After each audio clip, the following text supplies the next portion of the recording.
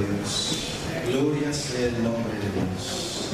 Un saludo a todos los que nos están escuchando a través de Radio Fe, a través de Radio Voz Profética también, que nos escuchan. Que Dios les bendiga donde quiera que se encuentren, desde acá del templo de Miramonte en San Salvador. Quiero pedirles que así como estamos, inclinemos el rostro para orar. Padre nuestro que estás en el cielo, santificado sea tu nombre. Te alabamos y glorificamos en esta mañana, porque solamente tú eres digno de recibir toda la honra y toda la gloria. Nos gozamos en tu presencia en esta hora. Queremos que tú nos des un espíritu de reverencia en tu casa. Que nos bendigas para que al estudiar tu palabra, al meditar en ella, tu Espíritu Santo nos hable. Guíanos, sé con nosotros, en el dulce nombre de Jesús. Amén.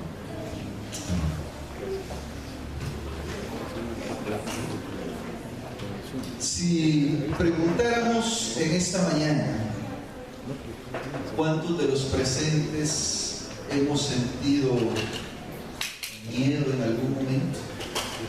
¿Temor? Yo creo que todos manifestaríamos que sí, en algún momento hemos sentido miedo, hemos sentido temor, por diversas razones.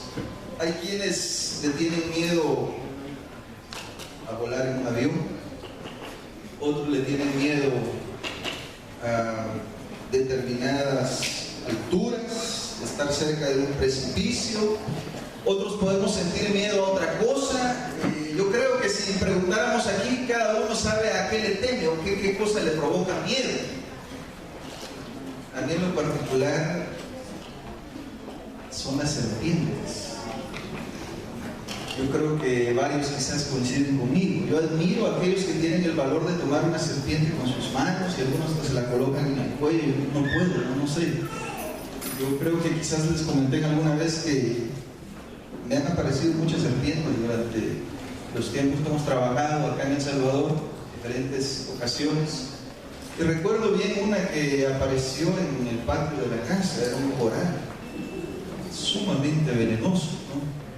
Un hermano me había dicho: pastor, usted no vaya a intentar matar un coral, ¿no? Eso tiene que llamar a alguien que sepa matar un coral. Son sumamente venenosos y tienen la particularidad de que si usted lo enoja porque trata de golpearlo, de paso, no hay que matarlo cortándolo, si hay que matarlo golpeándolo. Si usted trata de golpearlo y no le da bien, no lo mata del golpe, se le va a brincar, se le va a tirar encima y lo va a picar, lo va a morder. Entonces no lo haga. Y me lo dijo porque en la zona donde trabajaba en Morazán había muchos de estos animalitos. Luego nos trasladaron a San Miguel y allí justamente apareció en el patio de la casa, encima de los juguetes de Samuelito. Samuelito estaba muy pequeño, y encima de la caja de juguetes apareció el coral. Mi esposa se le quedó viendo así como que: ¿y esto qué es? Yo estaba aparte, fuera de la casa, en la cochera, y ella me llamó y me dijo: ven. Y yo solamente: ya voy, no debe ser nada urgente. Ya donde ella me volvió a insistir, dije yo: algo pasó. Samuelito, gracias a Dios, ya estaba dormido, eran como las 9 de la noche, 9:30, y me dice: mira eso, es una serpiente. Y ella se acercó a verla y sacó la lengua del animalito, ¿no? Entonces sí, definitivamente esto es una serpiente, no puede ser otra cosa. ¿Y qué hace un coral aquí en el patio? ¿De dónde apareció? Bueno, no había que dejarlo ahí, había que matarlo. Y como pude, yo traté, hermanos, de armarme de valor. Y dije: yo tengo que matarle a este animal de alguna manera, no puede vivir, no se puede quedar aquí en la casa, se va a meter adentro, ¿y cómo lo vamos a sacar después? Así que como pude, me armé de valor, tomé el teléfono y llamé a una hermana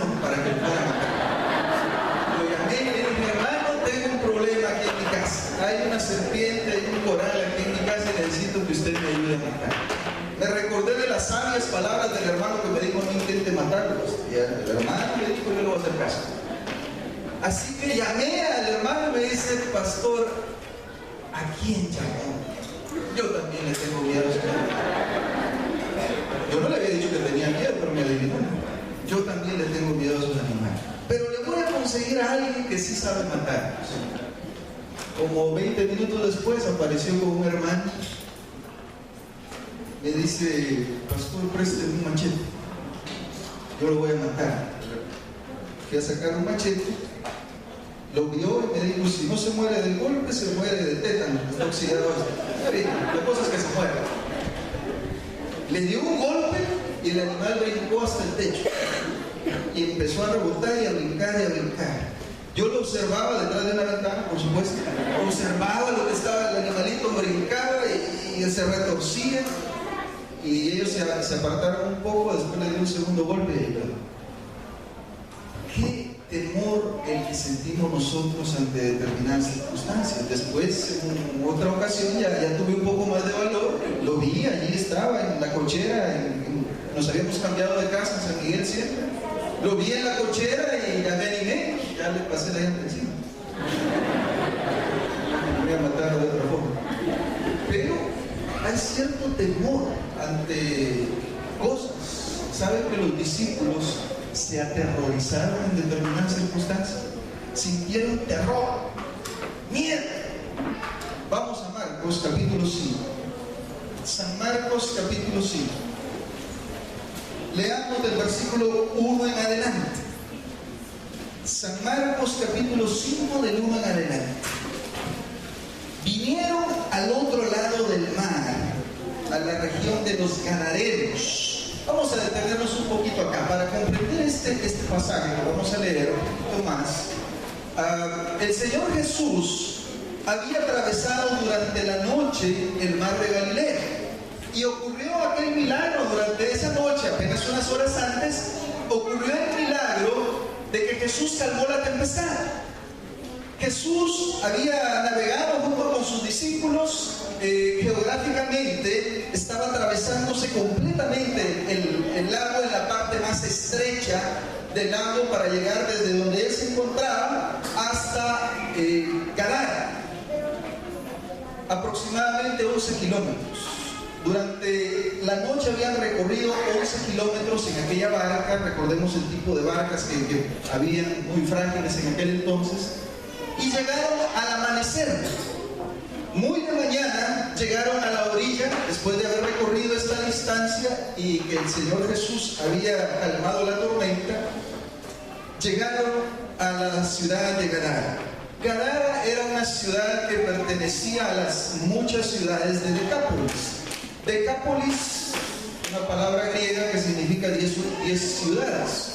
Eran 10 ciudades pequeñas que estaban a la orilla del mar de Galilea. Gadara se consideraba que era una de las más importantes de la zona.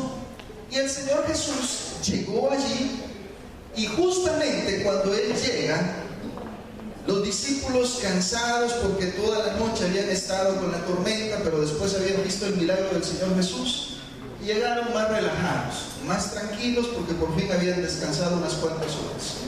Pero cuando Él salió de la barca, dice el versículo 2, cuando Él salió de la barca, enseguida vino a su encuentro de los sepulcros un hombre con un espíritu inmundo.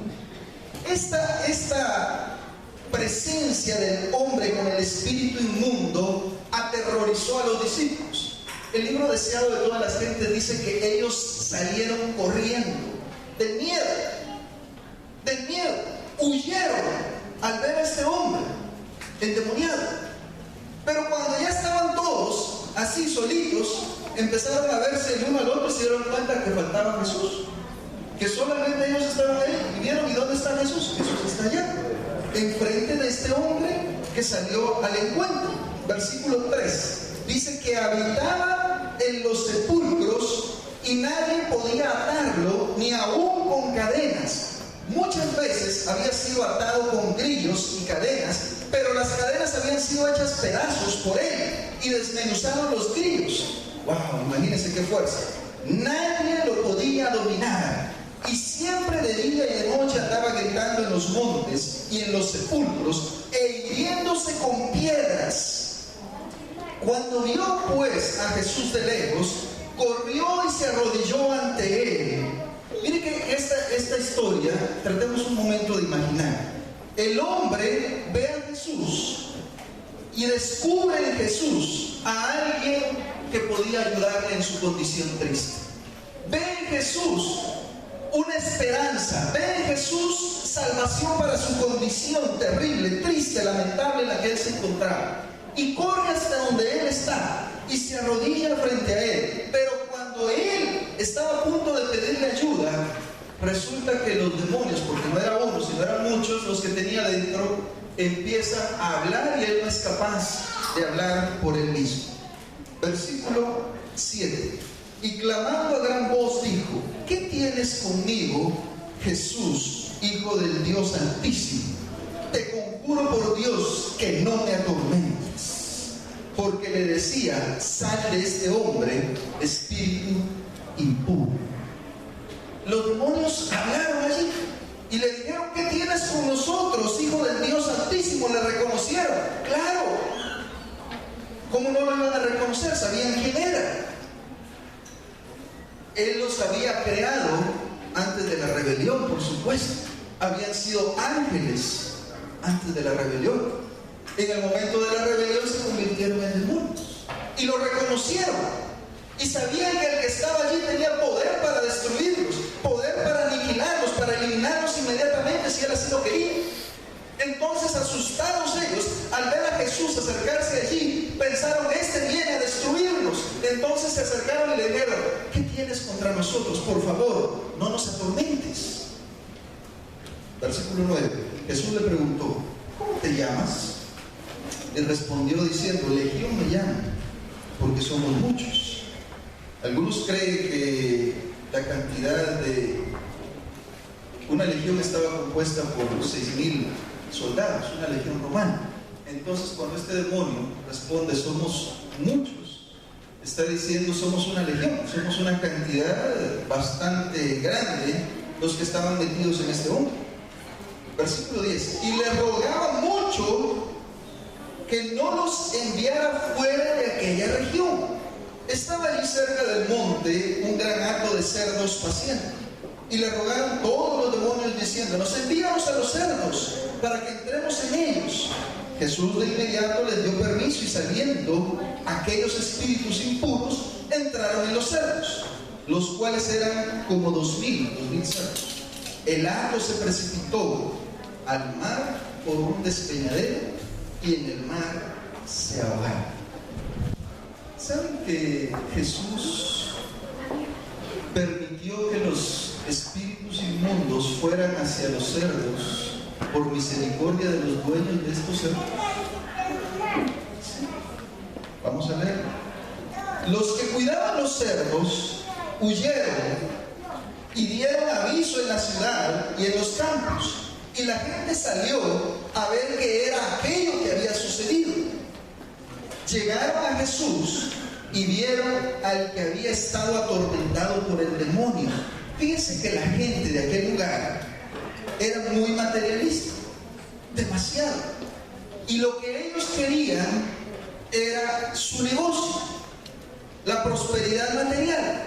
Y cuando de pronto se dan cuenta que sus cerdos, aquel negocio para ellos ya no estaba, se habían precipitado en un despeñadero y estaban ahogados, dijeron: bueno, miren lo que este hombre está haciendo en nuestra ciudad. Fíjense lo que está sucediendo. Ellos no entendían que lo que el Señor Jesús quería era llamar la atención de ellos para las cosas espirituales y quitaran un momento su mente de las cosas terrenales, de lo material, y se enfocaran en la bendición que Él llevaría a aquella ciudad. Este hombre no era el único que estaba poseído en esa ciudad. Este hombre no era el único que necesitaba de la ayuda de Cristo Jesús. La ciudad entera de Gadara, toda Decápolis, necesitaba la ayuda de Cristo Jesús. La gente regresa a donde está aquel hombre Le fueron a avisar y le dijeron: miren lo que sucedió. Los cerdos que ustedes tenían, todo su beneficio material que podían haber obtenido con ellos, ahora es pérdida, ya no están. Se fueron en un precipicio y se ahogaron. La gente salió a ver qué era lo que había pasado. Cuando llegaron allí, dice el versículo 15, llegaron a Jesús y vieron al que había estado atormentado por el demonio, el que había tenido la legión. ¿Cómo estaba? Sentado, vestido y en su juicio cabal. ¿Y qué pasó? Tuvieron miedo. El miedo no solamente era de los discípulos al principio.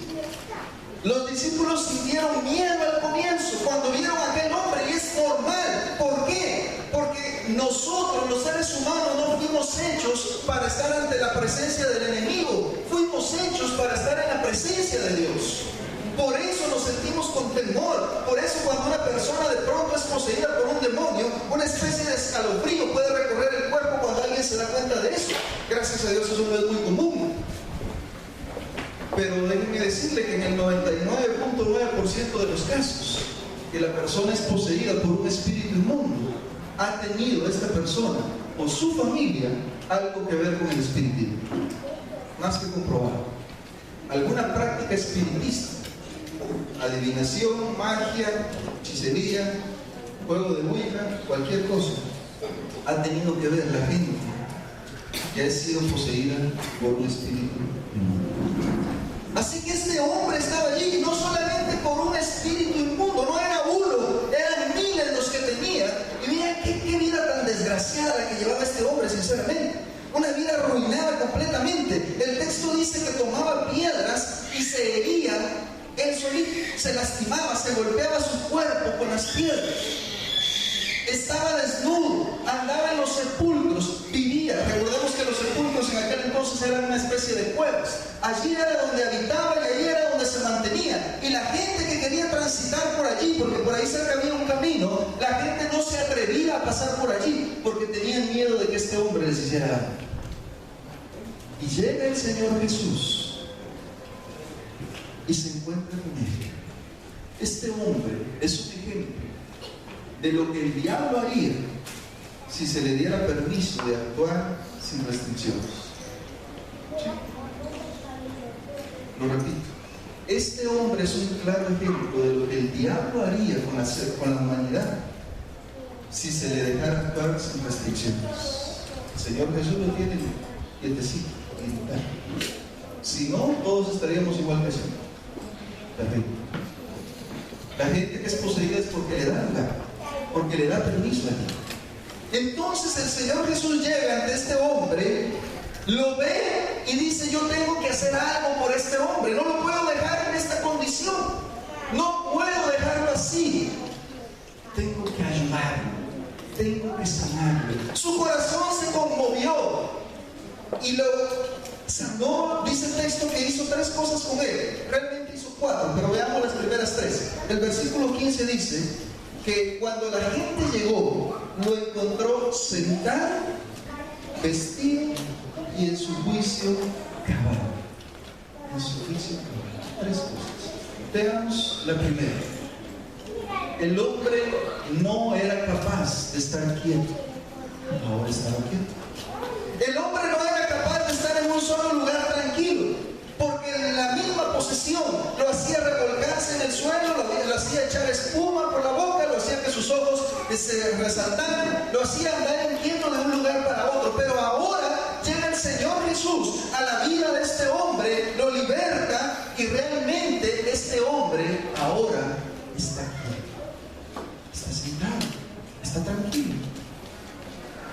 Primera gran lección para nosotros, hermanos: cuando el Señor Jesús llega a nuestra vida, nos da tranquilidad, nos da paz. Y nosotros podemos decir: pero si yo no estoy como este hombre. Claro, bendito sea Dios. No, yo no estoy así, yo no estoy tan así como este hombre. No, ese hombre estaba perdido completamente. Bendito sea Dios. Pero ¿sabe usted que nada a lo que este hombre está? ¿Cuántos escuchamos la noticia esta semana del hombre que mató a 9 en una iglesia en Estados Unidos, en Carolina del Sur, al pastor y 8 feligreses? ¿Quién me puede decir que el diablo no estaba metido en ese hombre? ¿Quién le mete en la mente a alguien asesinar a 9 personas? De Dios no viene eso. Y si no viene de Dios, ¿de quién viene? Hace un mes atrás que los del Estado Islámico tomaron la ciudad de Palmira, en Siria, me sorprendió cuando leí la noticia que las mujeres, niños y ancianos que no pudieron huir, más de 400 los decapitaron. ¿Quién me puede decir que el diablo no tiene que ver con eso? Pero usted no ve en estas personas quizás que se revuelquen en el piso, que echen espuma por la boca. No, usted no ve eso. Pero el diablo está trabajando de otra manera. Y así podríamos mencionar a los que acechan a una víctima para violarla. Eso no viene de Dios, por supuesto. Si no viene de Dios, ¿de quién viene? Pero nosotros no vemos una manifestación así como la que parece la de este hombre de Marcos 5. Pero no significa que el diablo no esté detrás de eso. Vamos a lo que fue nuestra lectura bíblica. No pierda la cita de Marcos, por favor. No pierda la cita de Marcos. Vámonos para Juan. Juan capítulo 8. San Juan capítulo 8. Verso 36. San Juan 8:36. Así que si el Hijo os liberta, seréis, ¿qué cosa dice? Verdaderamente libres. El Hijo de Dios vino a libertar. Esa es una parte de la misión de Él, dar libertad. ¿Pero libertad de qué? Vámonos para Lucas. Vámonos para el libro de Lucas, capítulo 4. No pierda la cita de Marcos, que vamos a regresar. Lucas 4:18. Vamos a leer desde el 16. Lucas 4:16 en adelante. ¿Lo tenemos? Lucas 4 del versículo 16 en adelante. Vino a Nazaret, donde se había criado, y el sábado entró en la sinagoga conforme a su costumbre, y se levantó a leer. Se leyó el libro del profeta Isaías, y habiendo abierto el libro, halló el lugar donde está escrito: el Espíritu del Señor está sobre mí. Está hablando de él. Isaías se refería al Mesías en ese entonces. El Espíritu del Señor está sobre mí, dice el Señor Jesús, hablando acá, por cuanto me ha ungido para dar buenas nuevas a los pobres, me ha enviado a sanar a los quebrantados de corazón, a pregonar libertad a los cautivos. Pregonar libertad a los cautivos. ¿Cautivos de qué? Vista a los ciegos. A poner en libertad a los oprimidos. ¿Oprimidos de qué? A predicar el año agradable del Señor. Esta es la misión del Señor Jesús. Aquí en estos textos se resume la misión del Señor Jesús. Él dice: he sido enviado para pregonar libertad a los cautivos, para poner en libertad a los oprimidos. ¿En libertad de qué? ¿De la opresión de quién? El diablo, el pecado. ¿Se recuerdan que cuando nuestros primeros padres pecaron, Adán y Eva, qué fue lo primero que hicieron? Esconderse de Dios. Esconderse de Dios. Antes gozaban de la presencia de Dios, antes gozaban de la compañía de Dios, pero ahora que pecaron, el pecado hace una separación entre Dios y el hombre. Entonces Adán y Eva se van a esconder, y cuando Dios los llama, les dice: es que escuchamos tu voz y tuvimos miedo. El miedo no existía. El miedo no era parte de la raza humana. Existió a raíz del pecado y todavía no se fue. Los discípulos sintieron miedo. La gente, cuando vio al hombre, tuvo miedo. Y el miedo sigue afectando a la raza humana. Volvamos al sitio de Marcos. Regresemos a Marcos 5. Volvamos al texto de Marcos 5. Versículo 15. Llegaron a Jesús y vieron al que había estado atormentado por el demonio, al que había tenido la legión, y lo encontraron sentado. Yo quiero, hermano, resaltar esto. Aquel hombre no gozaba de paz,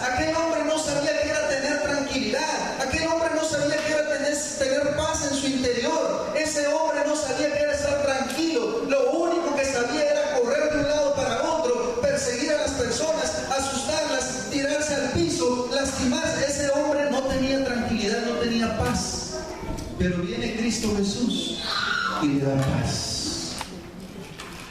Cristo Jesús, cuando encuentra a un pecador, le trae paz a su vida. Le trae paz. ¿Qué tipo de paz?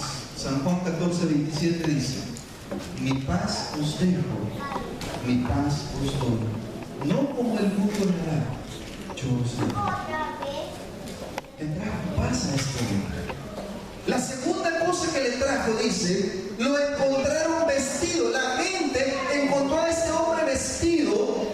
Ya no andaba desnudo como andaba allí antes, de arriba para abajo, escondiéndose en los sepulcros. No. Sabe que ahora este hombre tenía una conciencia moral. Estaba vestido. Estaba como una persona normal. Cristo Jesús le trajo conciencia moral a este hombre. Ya la había perdido. Él podía andar desnudo y no era consciente de todo lo que estaba pasando. No podía. Él tal vez se imaginaba dentro de su propia mente allí qué podría estar sucediendo, y tal vez tenía cierto grado de conciencia, pero no era capaz por sí mismo de hacer algo diferente. Pero Cristo Jesús le trajo conciencia moral. Ahora ya estaba vestido, sabía que no debía seguir desnudo. Y la tercera cosa que Jesús le dio fue un juicio cabal. Un juicio cabal. El texto dice que la tercera cosa que el Señor le dio allí, cuando la gente llegó, lo vio y dijeron: oh, ahora está sentado, está vestido y está en su juicio cabal. ¿Sabe que la gente tuvo miedo? ¿Por qué tuvo miedo? ¿No era un motivo de gozo? ¿No debía haber sido un motivo de alegría ver a ese hombre completamente sano? ¿Acaso no era suficiente como para regocijarse y todos celebrar que este hombre por fin estaba sano? Pero la gente tuvo miedo. ¿Por qué tuvo miedo? Porque ya se habían familiarizado de verlo como estaba antes. Se habían acostumbrado a verlo así, que ahora les parecía extraño verlo diferente. Eso es lo que el diablo trata de hacer en las personas, que se familiaricen tanto con el pecado, que se acostumbren a ver las cosas cuando suceden mal, que cuando las ven diferentes les dé miedo. A ver, ¿a quién de nosotros no nos sorprendería que pasara una semana en este país sin que asesinaran a nadie? Ya la cifra de los 8 o 10 diarios se ha quedado en la historia. Hoy es de 20 para arriba. No nos extrañaría que de pronto durante una semana no se reportara un solo. Sí, porque desgraciadamente nos hemos familiarizado tanto con la maldad y la violencia, que nos quedaríamos asustados que de pronto pasara una semana sin que no mataran a nadie. Esta gente estaba tan familiarizada con este hombre en la condición terrible que se encontraba, que ahora les asustó ver que ya estaba completamente sano y en su juicio. La tercera cosa que Dios le dio a este hombre, que Cristo Jesús le dio a este hombre, fue el uso pleno de su facultad mental. Ahora sí ya podía decidir por él mismo. Ya no eran los espíritus que iban a decidir por él. Ahora él podría tomar decisiones por sí mismo. Pero hay una cuarta cosa que el Señor hizo por él. Volvamos a leer, versículo 16 en adelante. Y los que lo habían visto les contaron lo que había acontecido a aquel que había tenido el demonio y lo de los cerdos. Entonces comenzaron a rogarle a Jesús que se fuera de sus contornos. Miren lo que hace la gente. Le empieza a decir al Señor: tú sabes que mejor vete, Jesús. Gracias por haber venido. ¿Sabes qué? Mejor que te vaya bien, que te vaya bien. Echaron a Jesús de la ciudad. Lo sacaron. Miren lo que se perdieron. Se perdieron la bendición de que Jesús estuviera con ellos y hiciera los milagros que él quería hacer, que les enseñara las grandes lecciones que ellos necesitaban aprender, que sanara a todos los enfermos de la ciudad. Jesús recorría aldeas y no quedaba un solo enfermo en toda esa aldea, en toda esa ciudad. Y los de Gadara se perdieron de eso. Versículo 18. Al entrar en la barca, el que había estado endemoniado le rogaba que lo dejara quedarse con él. Pero Jesús no se lo permitió, sino que le dijo: vete a tu casa, a los tuyos, y cuéntales cuán grandes cosas el Señor ha hecho contigo y cómo ha tenido misericordia de ti. Él se fue y comenzó a publicar en Decápolis cuán grandes cosas había hecho Jesús con él Y todos se maravillaron. ¿Cuál fue la cuarta cosa que el Señor Jesús le dio a este hombre? Le dio una misión que cumplir. Le dio un propósito para su vida. Le dio una razón para vivir. Ve y proclama lo que Dios ha hecho en tu vida. Ve y cuéntales a los tuyos. Cuéntale a tu familia, cuéntale a tus amigos, cuéntale a tus vecinos las grandes cosas que el Señor ha hecho contigo. Le dio una razón para vivir. Le dio un motivo. Le dio una misión. ¿Saben que 10 meses después el Señor Jesús pasó por la misma ciudad de Decápolis? Y ahora sí lo dejaron. Lo dejaron hacer milagros. Sanó enfermos. Estuvo un par de días con ellos. Antes no. Pero ahora, 10 meses después, sí le dieron la bienvenida. Sí lo dejaron entrar. Lo dejaron predicar. Y lo dejaron hacer milagros. Lo dejaron estar con ellos. ¿Por qué? Porque este hombre, en esos 10 meses, había dicho cuán grandes cosas había hecho Dios con él. Este hombre se convirtió en un misionero. Queridos hermanos, lo que Cristo Jesús trae a la vida del pecador son estas cosas: tranquilidad, paz, conciencia moral, pleno uso de las facultades mentales y un sentido de misión. Quizás nosotros podamos decir, bueno, esta historia está bonita, pero ¿y a mí qué? ¿Acaso yo estoy igual que él? No, yo no estoy igual que él. O sea, que eso fue para él, porque él sí lo necesitaba, ¿no? Quiero hacer un par de preguntas nada más. No me las contesten, solamente contéstenselas ustedes mismos. ¿Realmente somos libres? El Señor Jesús vino a libertar a los oprimidos. ¿Podemos decir en esta mañana, somos libres de verdad? ¿Soy libre? ¿O hay alguna cosa que todavía me ata al pecado? ¿Habrá alguna cosa que nos ata al pecado? Las cosas que tú dijiste el mes pasado o la semana pasada que ya no ibas a hacer, ¿las volviste a cometer esta semana? Los malos hábitos que dijiste que ya no ibas a practicar, ¿los volviste a practicar hace poco? ¿Te ha pasado eso? ¿Somos realmente libres? ¿Hay algún mal hábito que tú sabes que ya has querido dejar por mucho tiempo, pero no puedes dejar? Dime si eres libre entonces.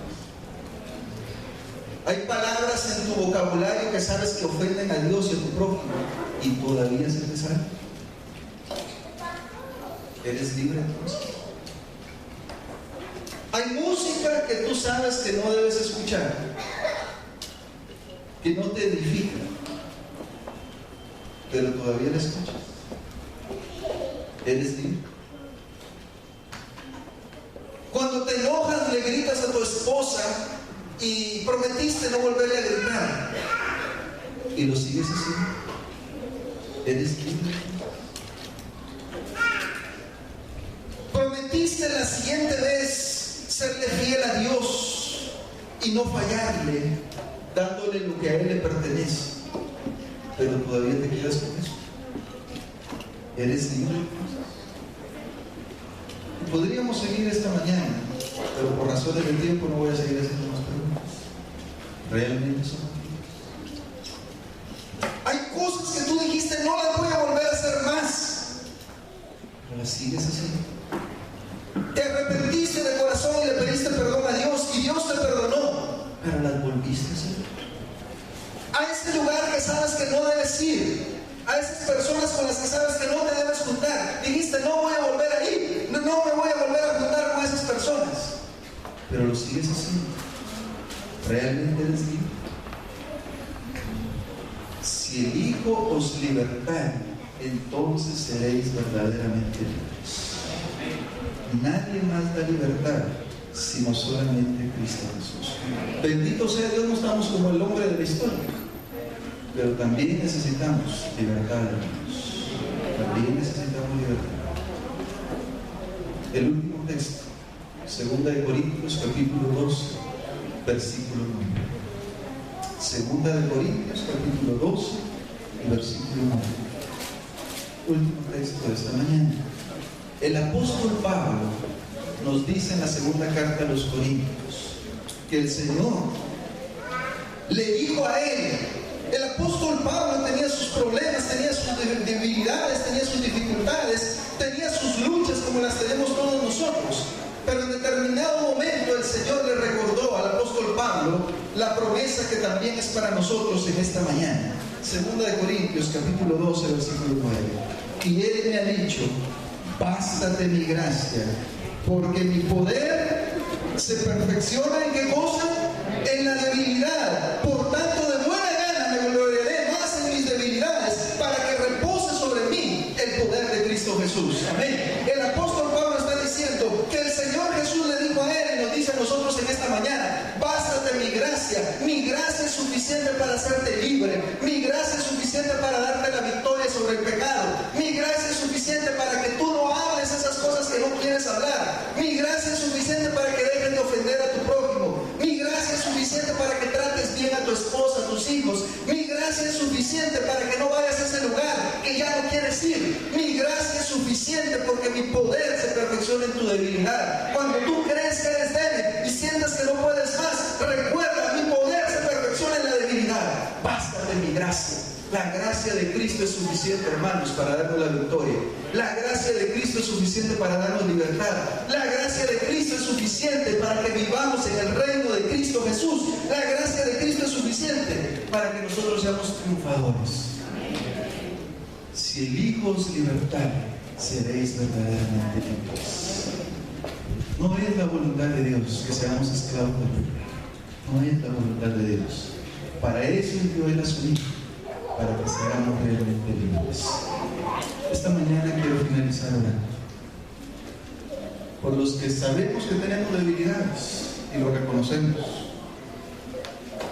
pero queremos decirle al Señor: Señor, tu gracia es suficiente, y quiero que tu gracia me cubra, me alcance, me perdone, y tu poder se perfeccione en mi debilidad.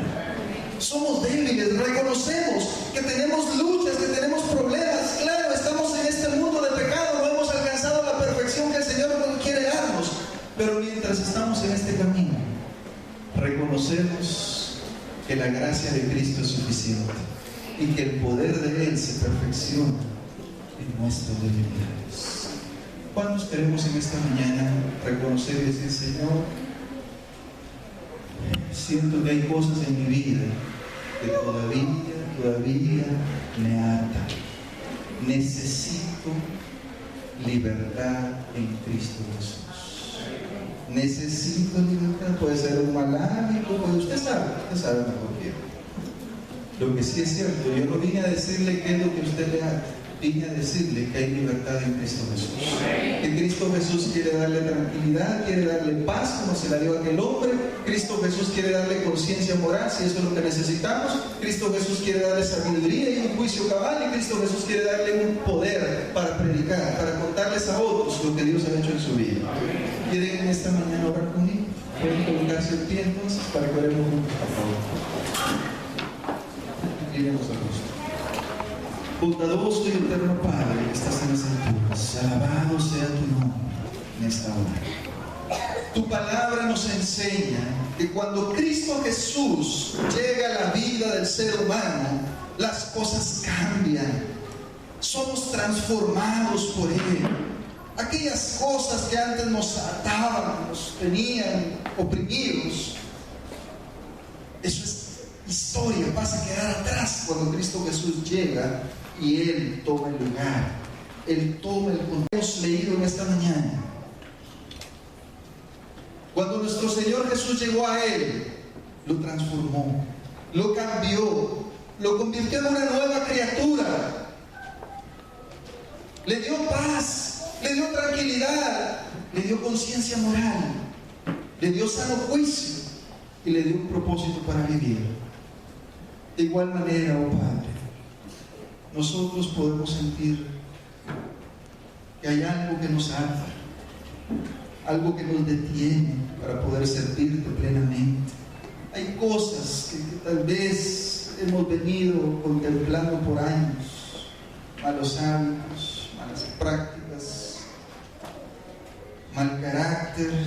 Hay varias cosas allí que todavía necesitamos que tu Espíritu opere un cambio en nosotros. Tu palabra dice que si el Hijo nos libertare, seremos verdaderamente libres. Por eso en esta mañana, en el nombre de Cristo Jesús, suplicamos, oh Padre, danos la libertad en Cristo Jesús. Reconocemos, cada uno de nosotros sabe qué es aquello que nos incomoda a veces, nos molesta, porque no somos capaces de vencer, no somos capaces de salir adelante, y hemos luchado y hemos prometido y volvemos a fallar. Oh Padre, por favor, danos la victoria en Cristo Jesús. Él es el único que trae libertad a los oprimidos. Padre, que el pecado no nos oprima más, que tu Hijo Jesús nos liberte para ser verdaderamente libres. En el nombre de Él oramos. Amén. Pueden sentarse. Que Dios les bendiga.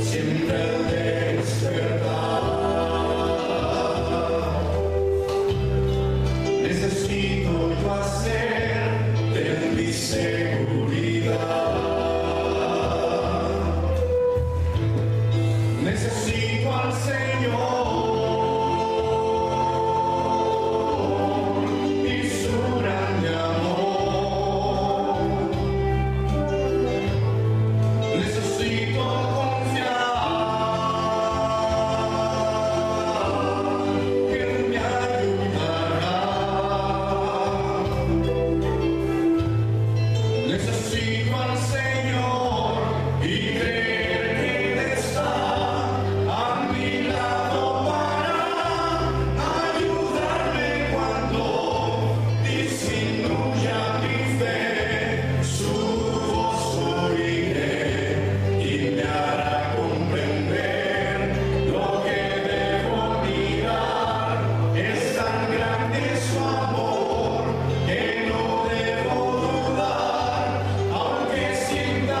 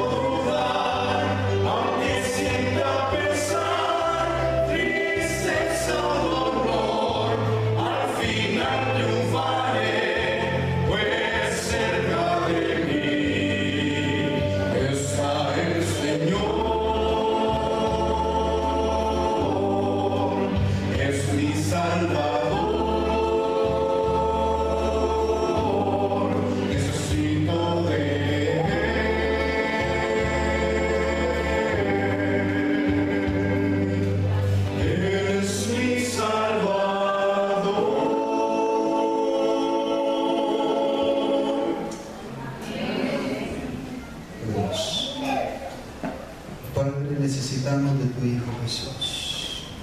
Necesitamos de Él todos los días y a cada momento.